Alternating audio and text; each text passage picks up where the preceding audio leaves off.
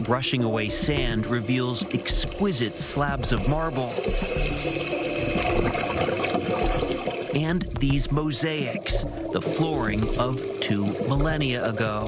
The beach, and you can see the money in how they spent the money in those mosaics. In some cases, really elaborate colors, the reds coming from Egypt, others coming from Turkey or Greece.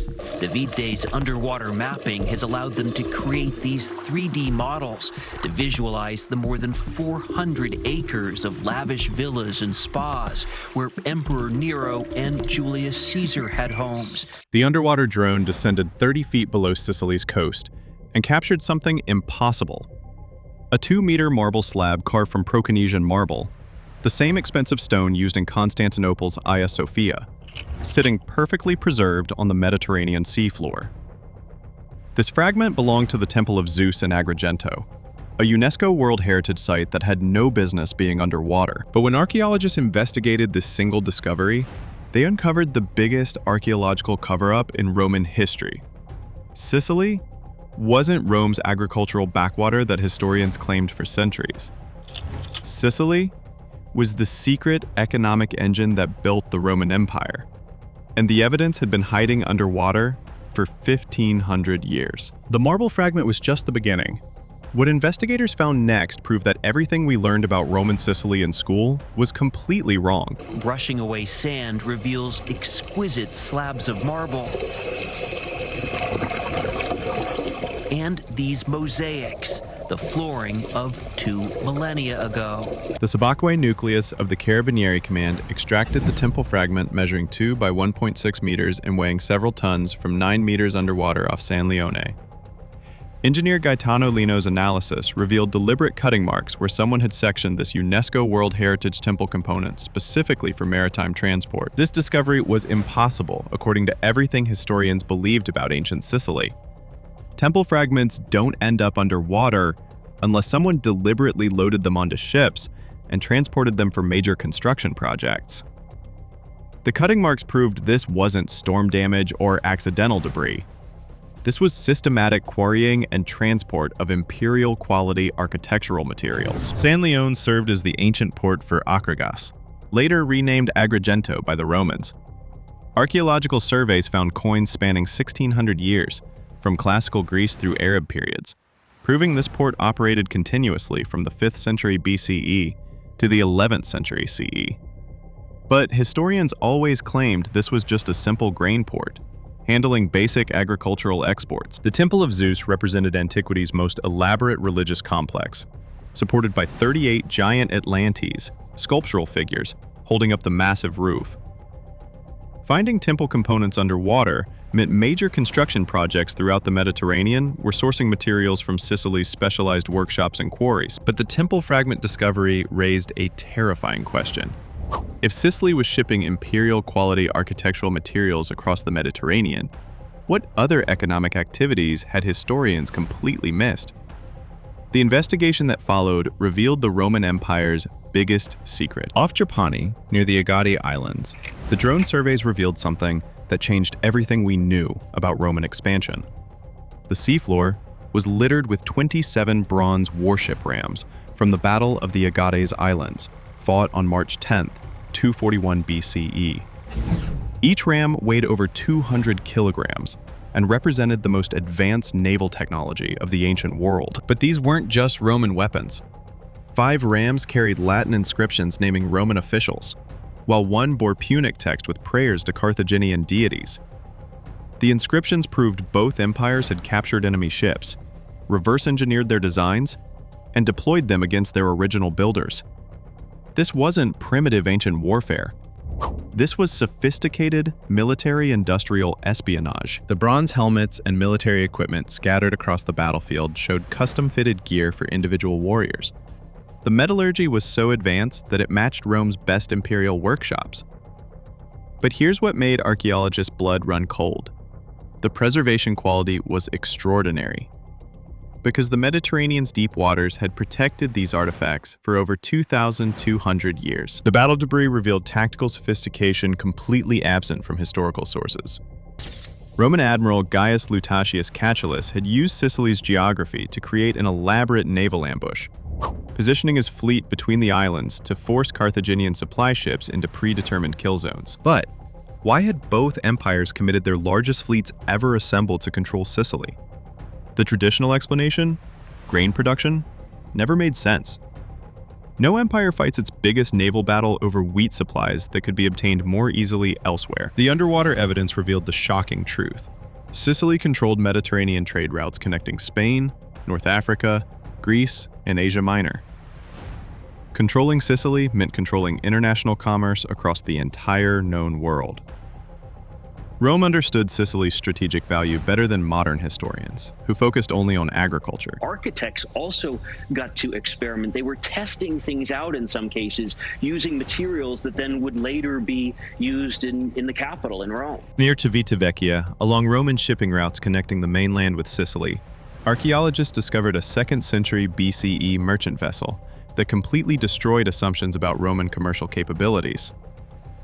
The ship measured 25 meters long, substantially larger than anything historians thought Romans could build until the imperial period. The cargo analysis revealed Sicily's true economic role. The hundreds of specialized amphorae weren't grain containers. They were standardized luxury goods vessels. Chemical analysis traced amphora origins across the Mediterranean, including Egypt, Cyprus, Greece, Turkey, Spain, and North Africa. But the shipping patterns prove Sicily wasn't importing from these regions. Sicily was exporting to them. Near Palermo, Roman shipwrecks carried Sicilian wine amphora with painted inscriptions identifying specific vineyards, vintage years, and destination markets.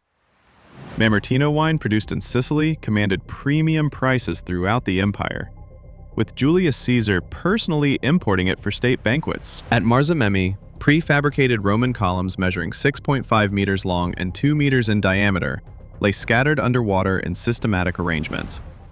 These weren't random construction debris. They were finished architectural products being shipped from Sicilian workshops to major building projects across the empire. The Vindicare Reserve discovery provided the most shocking evidence. 40 amphorae from the 1st century BCE were found arranged in perfect rows at 70 meters depth, exactly as professional crews had originally loaded them. The systematic organization proved these weren't shipwreck casualties. They were organized cargo holds that had settled intact after gradual submersion. Sicily wasn't importing raw materials for local use. Sicily was manufacturing and exporting finished products to markets spanning the known world, generating wealth that funded Roman imperial expansion. But there is this phenomenon called bradyseism, which in Greek means slow movement, and it's almost like this slow motion earthquake. The earth is slowly moving up and down. Sometimes it can move up and down by around 3 feet a year, but very, very slowly. It sank into the sea. The underwater architectural discoveries revealed infrastructure investment that Romans reserved only for their most strategically important territories. Roman harbor installations off Sicily's coast employed concrete formulations matching Rome's most advanced engineering, while construction techniques appeared in Roman architectural manuals written for imperial projects. Villa complexes found underwater incorporated sophisticated heating systems and water management networks rivaling Pompeii and Herculaneum. The engineering showed detailed understanding of thermodynamics and hydraulic principles that required specialized engineers and substantial investment over multiple generations. The preservation resulted from bradyseism, slow volcanic ground movement that gradually submerged Roman installations between the 3rd and 5th centuries CE. Unlike sudden catastrophes, gradual submersion created perfect archaeological conditions that preserved complete architectural contexts, showing exactly how Romans lived and worked. Brushing away sand reveals exquisite slabs of marble. And these mosaics, the flooring of 2 millennia ago. The mosaic evidence told stories of international wealth, because Egyptian porphyry, Turkish marble, and Greek artistic techniques appeared throughout villa decorations. The expense of importing materials and craftsmen from across the Mediterranean suggested Sicily generated revenue streams justifying imperial-level investment. Professional restoration teams now work underwater to preserve discoveries in their original contexts. Divers from global underwater explorers collaborated with Italian authorities in systematic investigations, with teams completing 32 missions involving over 200 individual dives. We were down there with these team of restoration artists who were working with all of the tools that you think you see on land. They've adapted them, and they're down there with mortar and working to piece these tessidae, these tiny stone tessidae, back into these elaborate marbles that really were, and mosaic. Rather than removing artifacts from museums, teams created underwater archaeological parks where visitors experience Roman Sicily in its preserved state. These submerged sites reveal construction techniques and urban planning principles that land-based archaeology rarely preserves intact. The Battle of the Agates discoveries proves Sicily's importance extended far beyond agriculture. When Roman and Carthaginian forces met on March 10, 241 BCE, Rome committed its largest fleet ever assembled to secure the island. The scale of investment indicated Sicily's value exceeded simple territorial acquisition. It represented control of Mediterranean commerce itself. Roman merchants had established Sicily as the central hub for trade routes connecting every major economic region in the ancient world. The island's strategic position allowed control of both east-west and north-south shipping lanes simultaneously, meaning whoever dominated Sicilian ports could influence commerce throughout the known world. The merchant shipping evidence revealed organizational sophistication matching Rome's most advanced commercial operations. Standardized amphora types, professional cargo systems, and systematic trade development indicated centralized planning with government support and official oversight. This wasn't freelance merchant activity.